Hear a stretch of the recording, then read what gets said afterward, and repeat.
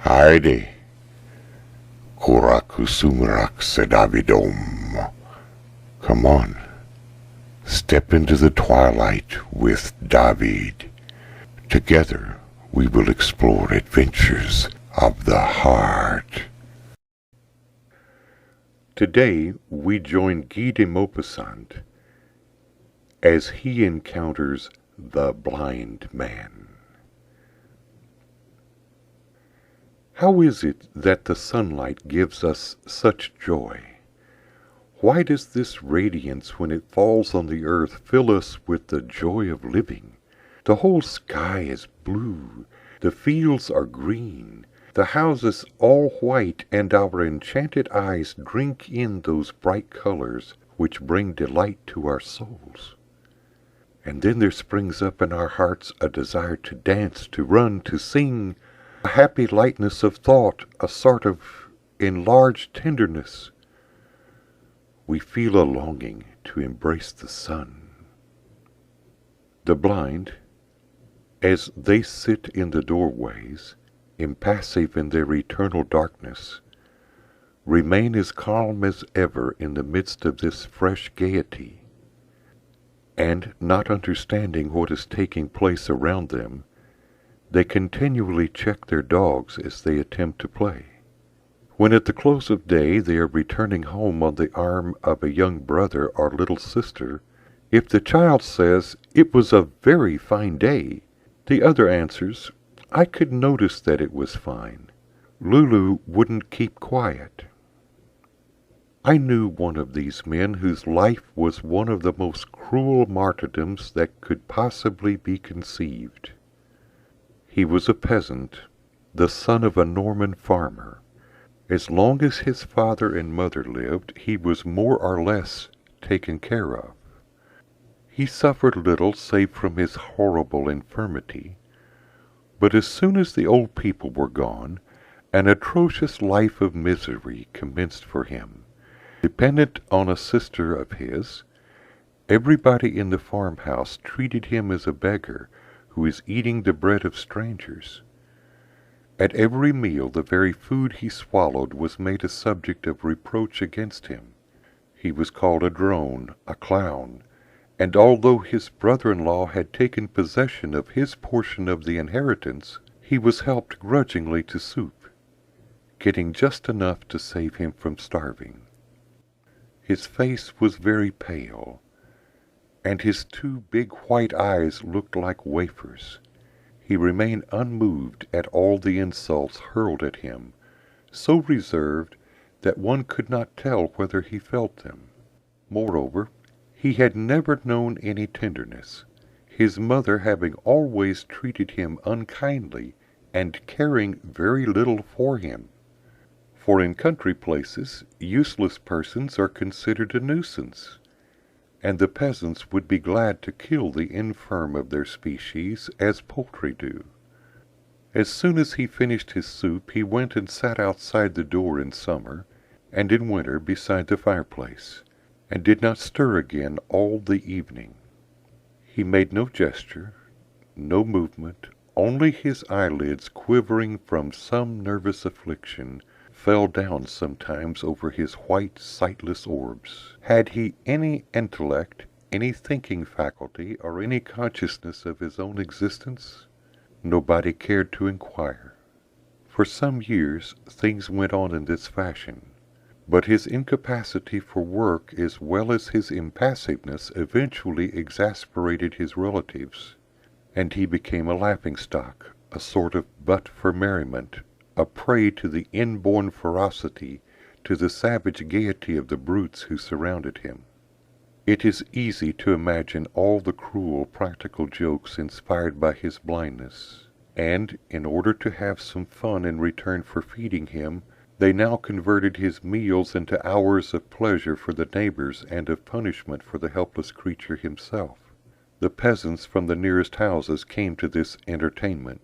He was talked about from door to door, and every day the kitchen of the farmhouse was full of people. Sometimes they placed before his plate, when he was beginning to eat his soup, some cat or dog. The animal instinctively perceived the man's infirmity, and softly approaching, commenced eating noiselessly, lapping up the soup daintily, and when they lapped the food rather noisily, rousing the poor fellow's attention, they would prudently scamper away to avoid the blow of the spoon directed at random by the blind man. Then the spectators ranged along the wall would burst out laughing, nudge each other, and stamp their feet on the floor, and he, without ever uttering a word, would continue eating with his right hand, while stretching out his left to protect his plate. Another time they made him chew corks, bits of wood, leaves, or even filth, which he was unable to distinguish.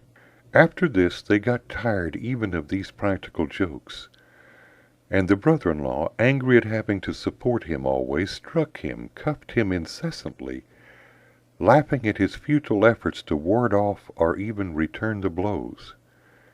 Then came a new pleasure, the pleasure of smacking his face, and the ploughman, the servant girls, and even every passing vagabond were every moment giving him cuffs, which caused his eyelashes to twitch spasmodically.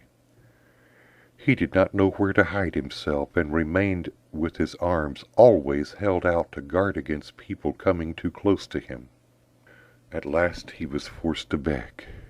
He was placed somewhere on the high road on market days, and as soon as he heard the sound of footsteps or the rolling of a vehicle, he reached out his hat, stammering, "Charity, if you please."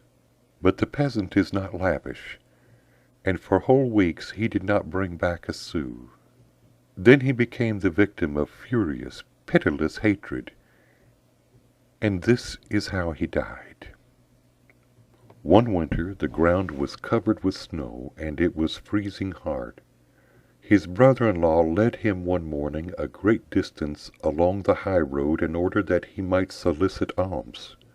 The blind man was left there all day, and when night came on, the brother-in-law told the people of his house that he could find no trace of the mendicant. Then he added, "Pooh! Best not bother about him. He was cold and got someone to take him away. Never fear, he's not lost. He'll turn up soon enough tomorrow to eat the soup." Next day he did not come back. After long hours of waiting, stiffened with the cold, feeling that he was dying, the blind man began to walk.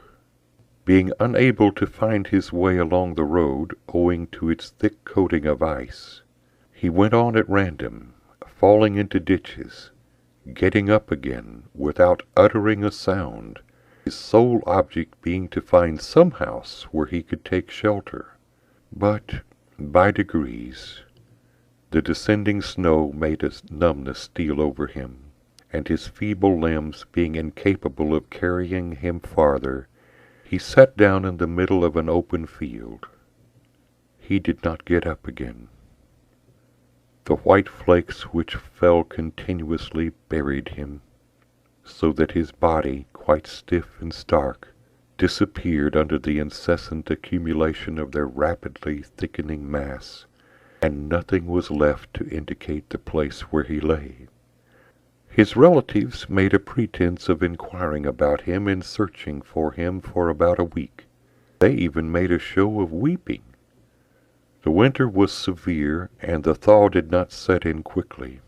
Now one Sunday, on their way to Mass, the farmers noticed a great flight of crows who were whirling incessantly above the open field, and then descending like a shower of black rain at the same spot, ever going and coming. The following week these gloomy birds were still there.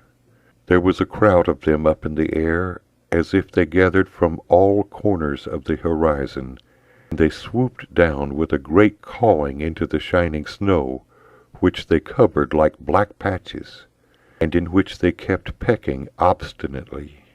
A young fellow went to see what they were doing and discovered the body of the blind man, already half devoured, mangled. His wan eyes had disappeared, pecked out by the long, voracious beaks.